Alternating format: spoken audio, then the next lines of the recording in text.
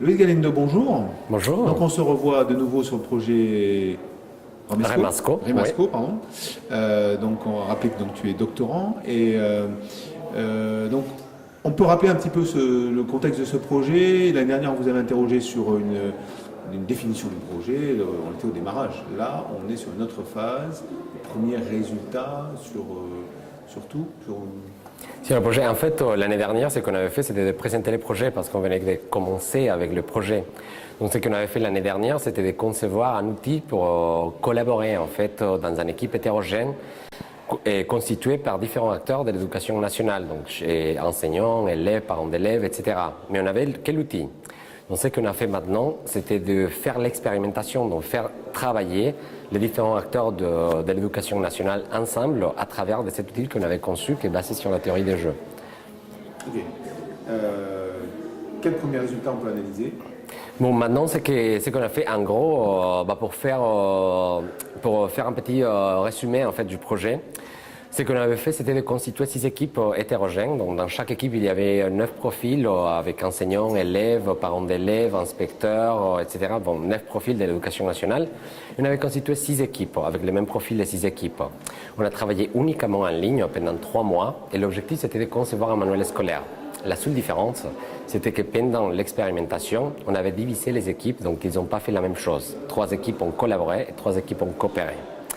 En gros, pour faire une analogie de la différence de collaboration et coopération, que parfois c'est très compliqué, il y a différentes définitions de ça. Imaginez qu'on a 20 personnes dans une salle et que je dis qu'on va résoudre un problème spécifique. Et je dis tout le monde va résoudre ce problème en même temps, tous ensemble. On penserait que ce serait complètement folle. Ça, c'est justement coopérer. Donc tout le monde va travailler ensemble et les 20 personnes pour résoudre ce problème. Donc normalement, ce qu'on fait, c'est de diviser le travail. Donc on se divise en sous-groupes, par exemple 4 groupes de 5.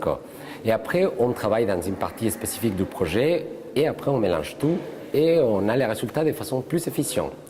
Le problème, c'est que dans un contexte comme notre contexte pour l'invention de différentes choses, et on perd dans les flux d'idées, de comment les idées voyagent dans un groupe hétérogène. Parce que chaque personne, par exemple un élève, un enseignant, un parent d'élève, il voit l'artefact d'apprentissage de façon complètement différente. Dans ce cas, c'est le manuel scolaire. Donc un élève, il voit le manuel scolaire de façon complètement différente, un enseignant ou un parent d'élève. Et on perd dans les flux d'idées de cette équipe hétérogène. Donc on s'est demandé comment on peut faire collaborer effectivement l'équipe hétérogène. Donc on a conçu cette dispositif pour faire collaborer l'équipe.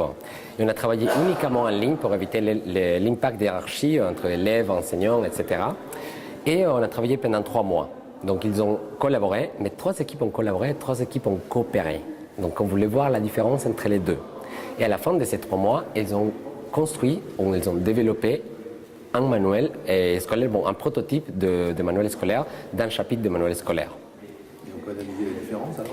La différence, donc, on commence à voir, cet après-midi, je vais montrer dans des graphiques parce qu'en fait, on a utilisé un logiciel pour analyser tous les voyages des idées parce que ce qu'on a fait, c'était de suivre tous les traces. Donc, on a tracé absolument toutes les interactions des 6 équipes pour les analyser.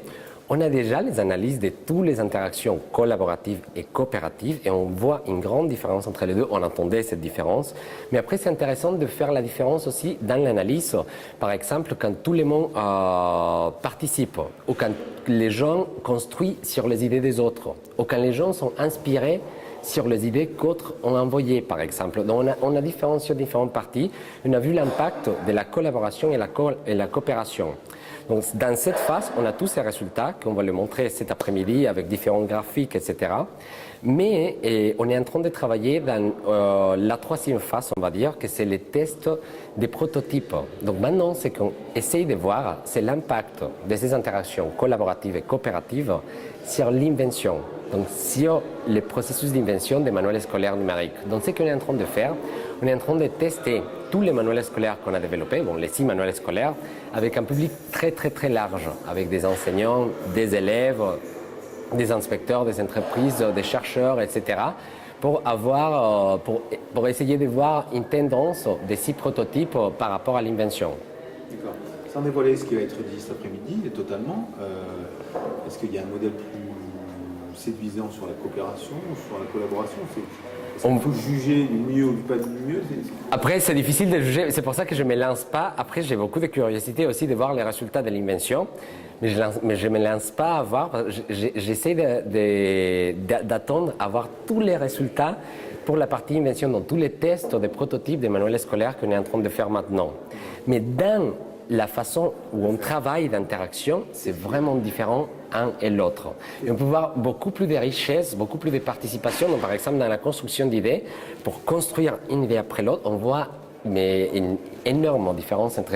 Ils sont trois groupes et on voit vraiment la différence. Cet après-midi, vous allez voir vraiment la différence de ces trois groupes, trois collaboratives et trois coopératives. D'accord. Bon, on le savait déjà, mais c'est intéressant de le valider quelque part. Oui, voilà. Nous, on attendait déjà ça parce que déjà la théorie dit à peu près... Et on a différentes théories en fait pour voir que les équipes hétérogènes sont beaucoup plus créatives, sont beaucoup plus productives, sont beaucoup plus inventives, etc. Mais nous, on a ajouté... Juger de l'efficacité du résultat. Voilà, en fait, en coopération, c'est vrai que c'est beaucoup plus efficace. En fait, on a cette façon de travailler coopérative héritée de l'ère industrielle. Le truc, c'est que pendant l'ère industrielle, nous, on avait besoin de faire un travail très répétitif, en fait. Donc, c'était très efficient pour terminer un produit. On se divisait le travail et on terminait super vite. Le problème, c'est qu'aujourd'hui, par exemple, dans la problématique des manuels scolaires, qu'on fait exactement la même chose avec le numérique de ce qu'on faisait avant. Donc, la seule chose qu'on est en train de faire parfois et avec les nouvelles technologies, c'est de créer un environnement du XIe siècle technologique, en fait. On fait exactement la même chose, on n'arrive pas à inventer.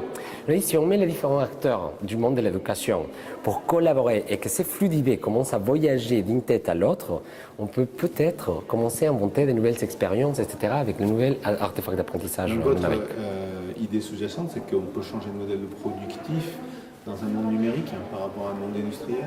Oui, et c'est ça que c'est intéressant aussi parce que justement l'outil qu'on a utilisé, c'est complètement numérique. Ils ont travaillé uniquement en ligne.